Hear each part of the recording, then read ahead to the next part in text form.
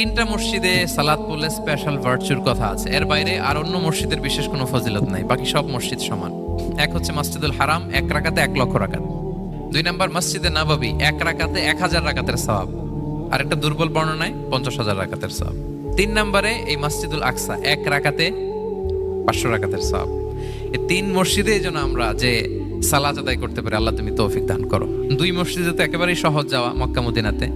বাইতুল মাকদাসের জন্য আমরা যেতে পারি, আল্লাহ তুমি সেই পরিস্থিতি আমাদের জন্য তৈরি করে দাও। তো এই বাইতুল মাকদাসের দিকে রাসূল সাল্লাল্লাহু আলাইহি ওয়াসাল্লাম টানা 14 বছর নামাজ পড়েছেন। 14 বছর, প্রথম 13 বছর কোনো সমস্যা হয়নি মক্কায়, কারণ তখন কিবলা বাইতুল মুকাদ্দাস থাকলেও রাসূল সাল্লাল্লাহু আলাইহি ওয়াসাল্লাম সামনে রাখতেন কাবাকে। কিবলা বাইতুল মুকাদ্দাস, কিন্তু তিনি তো মক্কায় ছিলেন নবুয়তের প্রথম 13 বছর, সামনে কাবাকে রাখতেন, তারপরে টু দ্য ডাইরেকশন অফ বাইতুল মাকদাস। কিন্তু যখন মদিনায় গেলেন তখন তো আর কাবা নাই, তখন রাসূল সাল্লাল্লাহু আলাইহি ওয়াসাল্লাম কাবাকে মিস করতে আরম্ভ করলেন।